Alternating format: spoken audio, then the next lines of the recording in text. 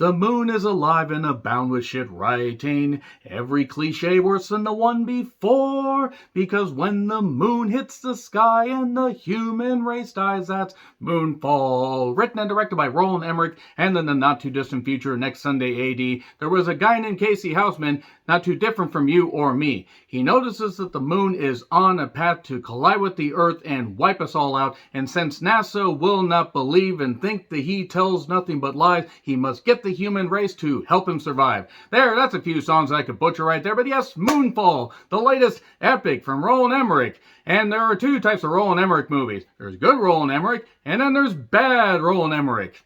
And I'm going to talk about which one this is in just a little bit. But if you've seen this movie, let me know your thoughts in the comments, please. But yes, Moonfall. Basically, the moon, it's shit be whack, and the moon is out of orbit and is going to collide with the earth. It's going to kill off all goddamn life, and only a handful of people can get up there and fix whatever the fucking problem with the moon is. Including Jacinda Fell, played by Halle Berry. Yes, that's an actual name, a first name that sounds like she became the 9th guy tested for, her 8th child on the Maury Show, and if you get it, you get it. There's Brian Harper, played by Patrick Wilson, a terrific actor that is really slumming it here. Not slumming it as much as he did in The Tall Grass, and then there is Casey Houseman, John Bradley, and actually he does the best with the material he can here. Also, Donald Sutherland, does a cameo in this. And there are various other actors to populate this movie that is full of a whole bunch of cliches and sci-fi nonsense and everything. It takes place on Earth, and it also takes place in space, because otherwise the moon would, if the moon was on Earth, one, the world would be totally fucked, as this movie likes to show, and also, if it wasn't taking place in space, how would it be able to take place on any parts of the goddamn moon? That's just how the goddamn sci-fi, network works. That's just how NASA gets there. They could explore the moon, Saturn, or even Uranus. And oh boy, am I too, soon in the review to basically say what this movie is? Yeah, fuck this movie, and fuck anybody that thought that this was a good goddamn idea. By the way, if you liked it, please let me know. And I fully recognize with Roland Emmerich movies, you basically have to turn your goddamn mind off. If the name Roland Emmerich sounds familiar, but you can't quite place his name, let me tell you some of the movies he did. Universal Soldier, he did a bunch of spacey stuff before this, going all the way back to 1984, but he did Universal Soldier. Okay, good Roland Emmerich. Stargate, not my favorite necessarily, but got a cult following, got a couple series, and you know what? Good Roland Emmerich. Independence Day, good Roland Emmerich. Godzilla, 1998, bad Roland Emmerich. Even though it wasn't bad, it wasn't great. The Patriot, even though it kind of skewered history and everything, I would argue that's good Roland Emmerich, even though you could imagine Mel Gibson probably wished it, and probably thought, I'll get into character and pretend that they're all Jews. I bet you he thought that, because Mel Gibson, if we know nothing else, is basically, the reincarnation of Walt Disney. If you get it, you get it. And then we get to Day After Tomorrow. It's bad Roland Emmerich. 10,000 BC, also bad Roland Emmerich. 2012, also bad Roland Emmerich. And then he also did White House Down. And then he did Independence Day 2, Independence Day Resurgence. He also did Midway, so at least he recently did a good movie. But if you've seen Day After Tomorrow, 2012, and a few other movies like that, congratulations. You have basically, even some elements of a couple of his other movies, you've basically seen this. This is every disaster movie cliche, human centipede together and thrown at the goddamn screen.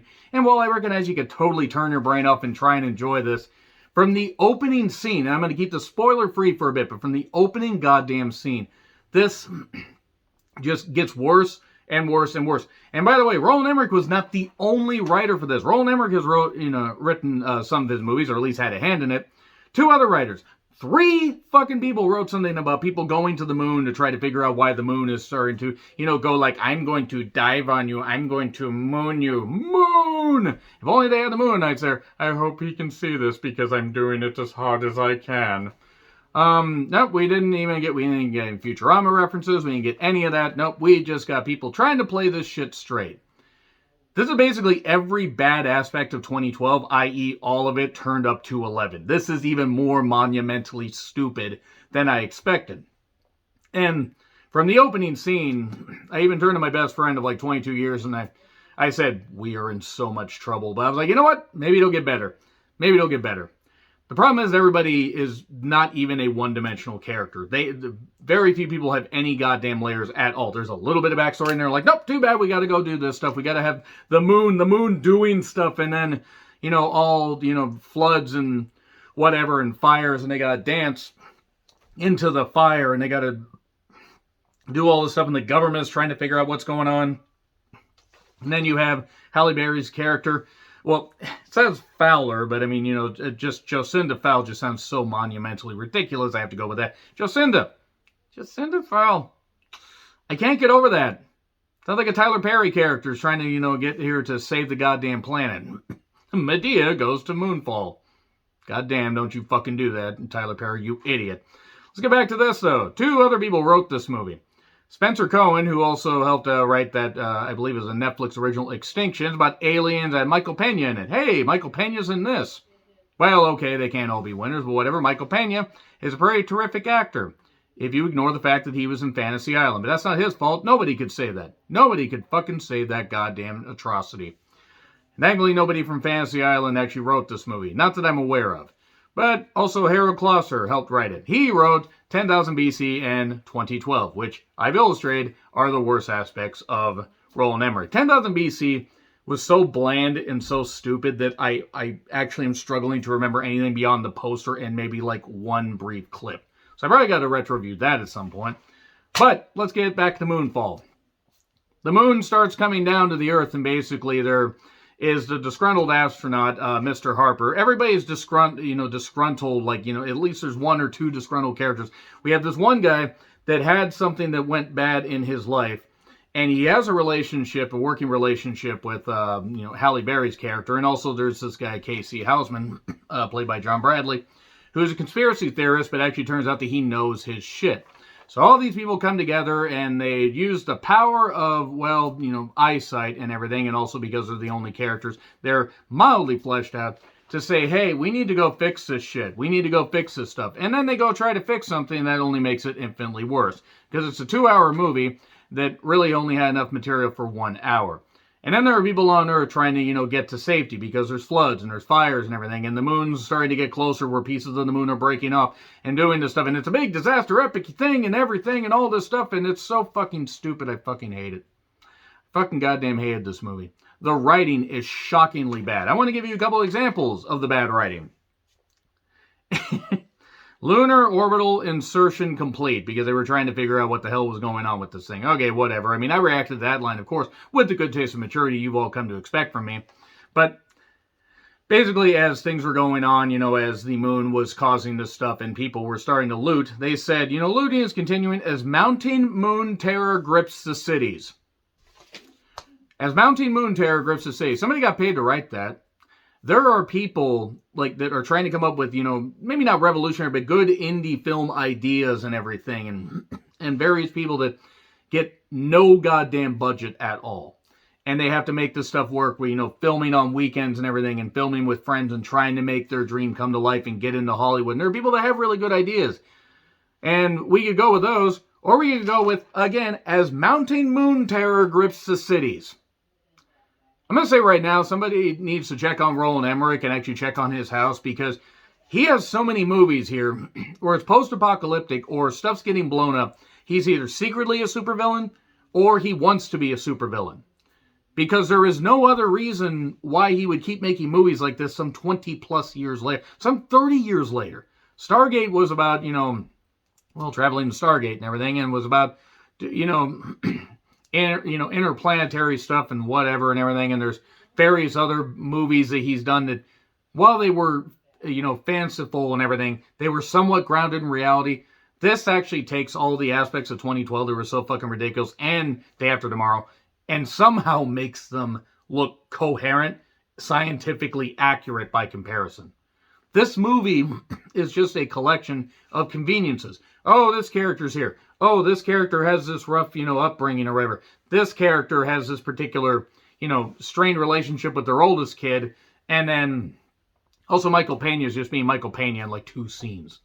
And then various other characters are just there. We have we have, Halle Berry, and she's estranged from her husband and other stuff and whatever, and people are stretched to the fucking limit as far as mentally and everything, even though judging by how stupid everybody was in this movie, you probably could have just shown them a shiny light and been like, ooh, something shiny. No, that's the moon, you fucking idiot. The moon. The moon is goddamn colliding. Also, the science doesn't make any sense. Because and if you've seen the trailer, you would know, as the moon gets closer, stuff gets all, out of whack. We get air, issues. We get, floods and, like snow and stuff like that. The weather all changes and also the gravity changes. But yet, somehow people can figure out these conveniences and this way to, get away and, somehow survive. Because you have to have a key amount of characters to survive. There's also the stupid subplot with people... people maybe being out for their own goddamn gain that's really, really fucking stupid.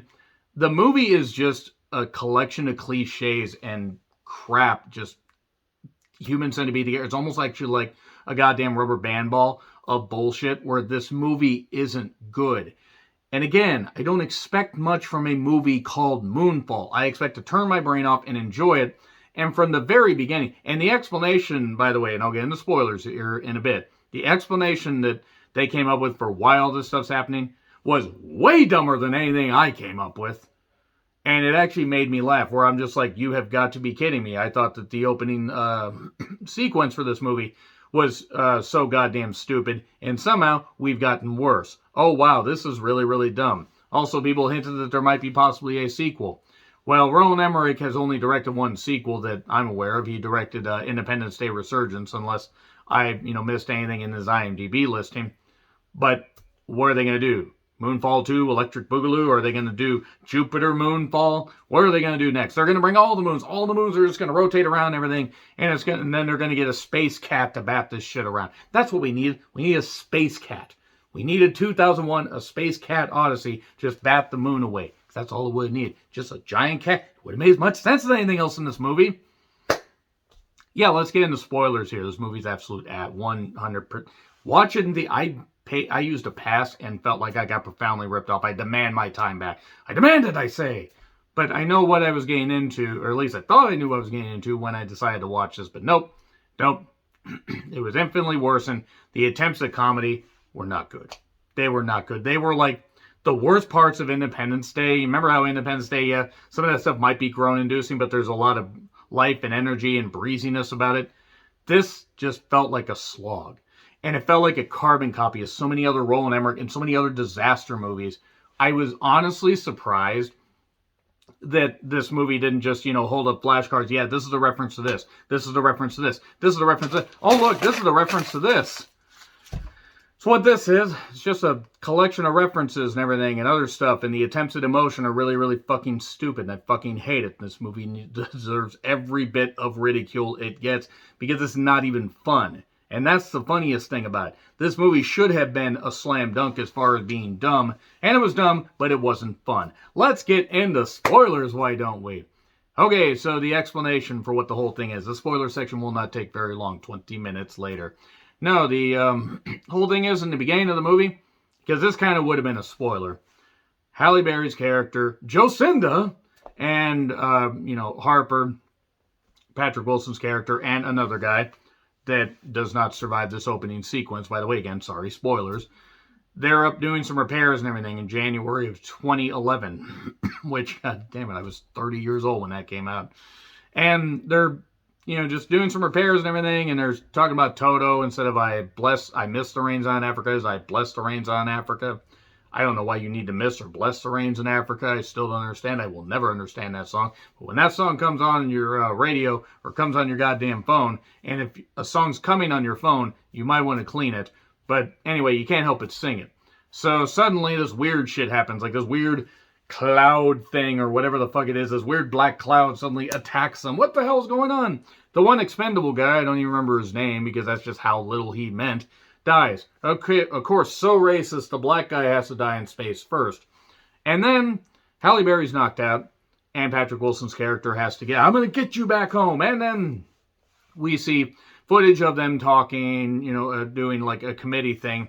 And NASA's basically trying to say, no, we're disavowing all this shit or whatever. No, this is what happened, but you didn't see it, and only he saw it. And he's kind of nuts and everything. even though they had footage of this thing and they knew what the fuck it was. Nope. Then we flash forward. We find out his kid and his mother are moving away. Well, actually, they're having to sell the house because he no longer works for NASA, and apparently they have no pension plan. Apparently, he can't get any job anywhere. He's just that goddamn dishonored that he can't get anything. He can't, be Death Before Dishonor. He can't be Dishonored the video game. He can't do any of that stuff. He can't become like Thief 4. Hopefully not. He can't do anything. Nope, they just have to sell the house and do something else. Then smash cut to 11 years later. Again, not too distant future, next Sunday, 80. We get Halle Berry's character. She's divorced from her husband, or at least separated. They've gone their separate ways. It was quite the journey. And they got a son, and then Patrick Wilson, he's having money issues, but yet somehow has money to fix up a car and fix up a motorcycle. And he's, kind of just living off the beaten path, or beaten off the path would have made more sense. And Casey Houseman's character, which I think that's how you pronounce it, is a conspiracy theorist guy that basically, stumbles upon, because he knows all this stuff, and he's tried to work for NASA, and he knows all the stuff about the moon and everything. He finds out, oh shit, something's wrong with the moon's, deal. What the hell's going on with the goddamn moon? What the hell's happening? Why is the moon out of orbit, and why is it spinning towards us? It shouldn't be doing that. Silly moon, get back where you came from. But no, they couldn't do that. They had to make this even more ridiculous.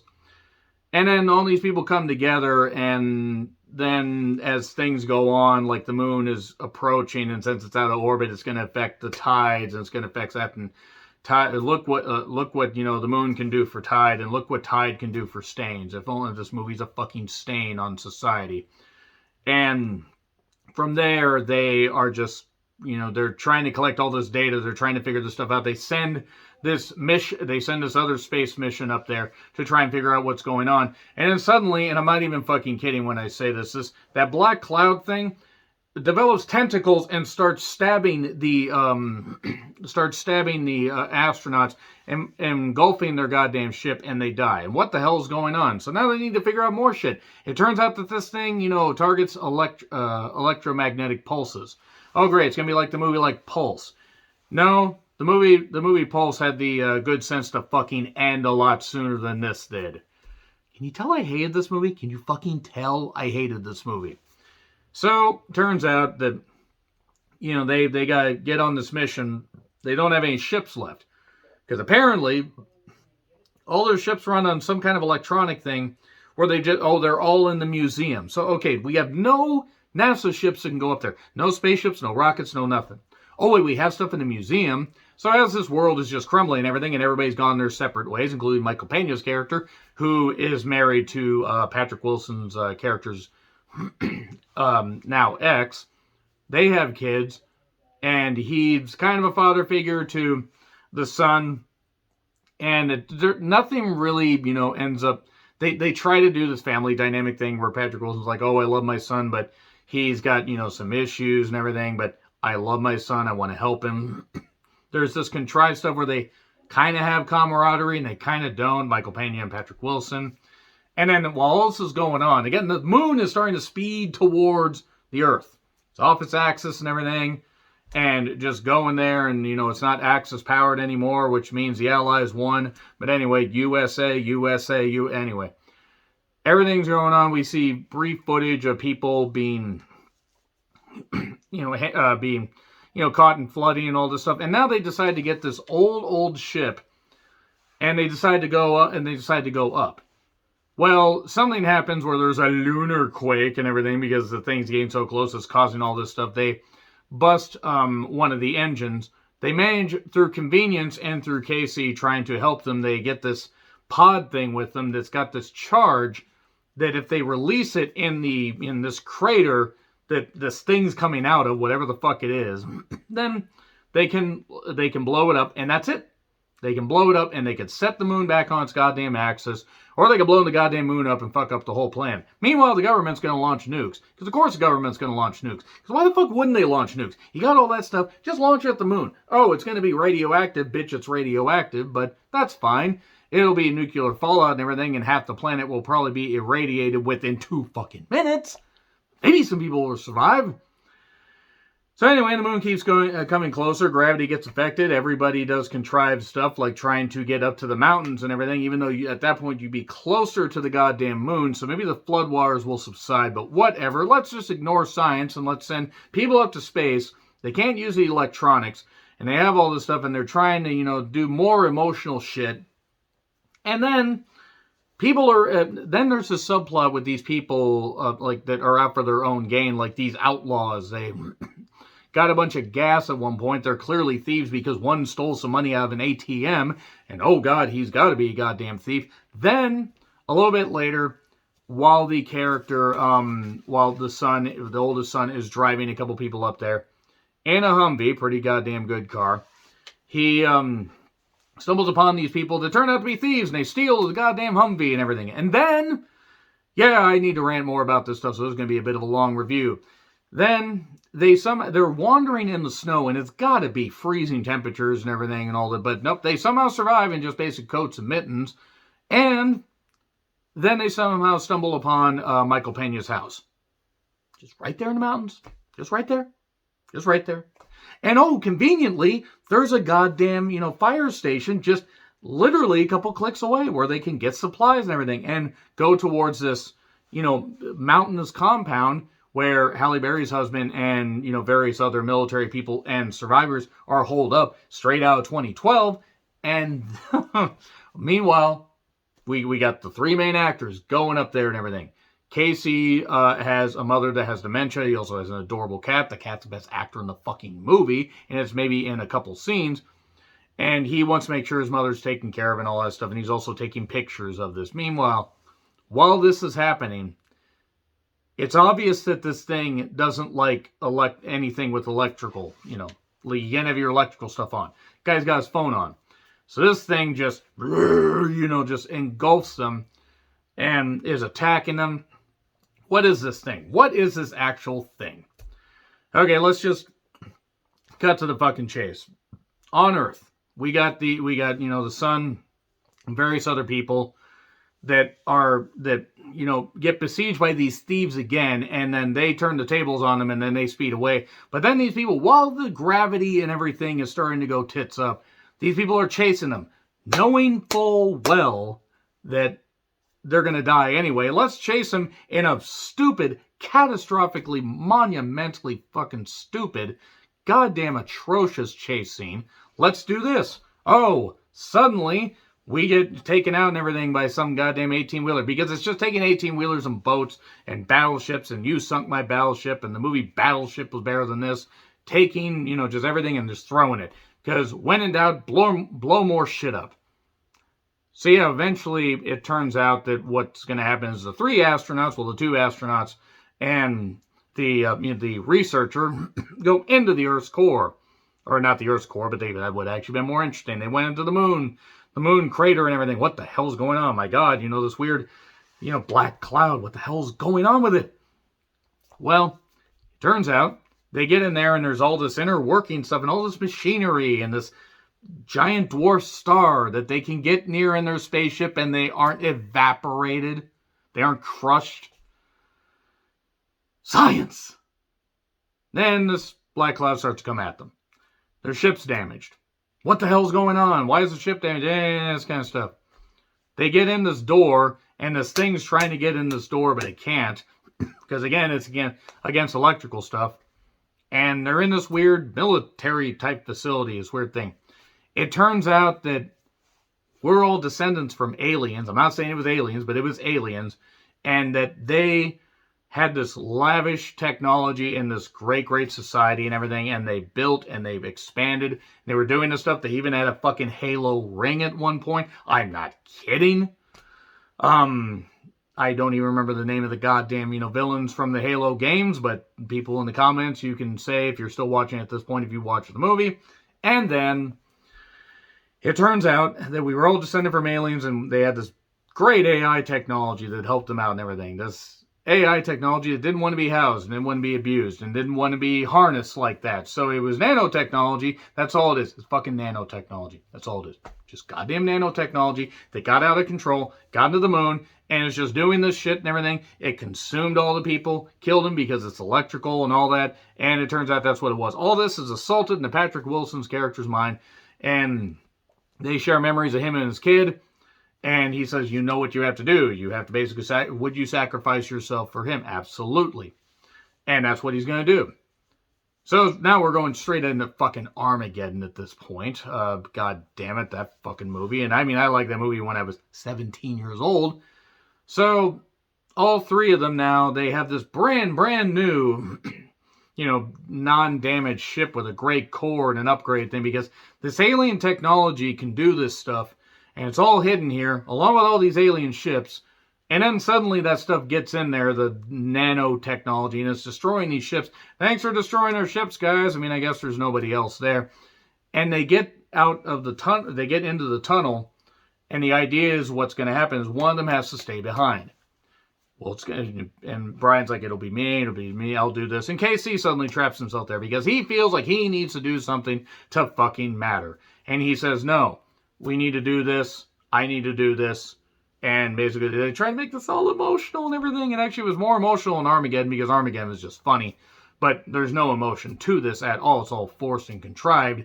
And then he detaches and he blows the thing up. And that takes care of all the nanotechnology and everything. Yet the moon's fine. I guess it didn't affect the moon or the dwarf star. And the moon rises back up and gets to its goddamn orbit, and it's fine. I guess the moon's fine. The moon now looks like not a big pizza pie. It looks like a goddamn, space alien fork thing.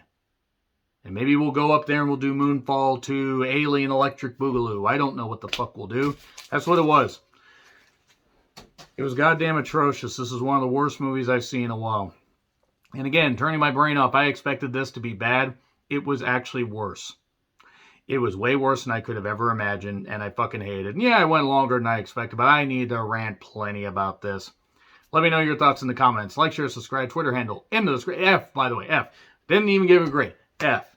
If this isn't one of my top 5 worst movies of the year, we have a problem. Anyway, I'm John Rickland. I'll see you soon.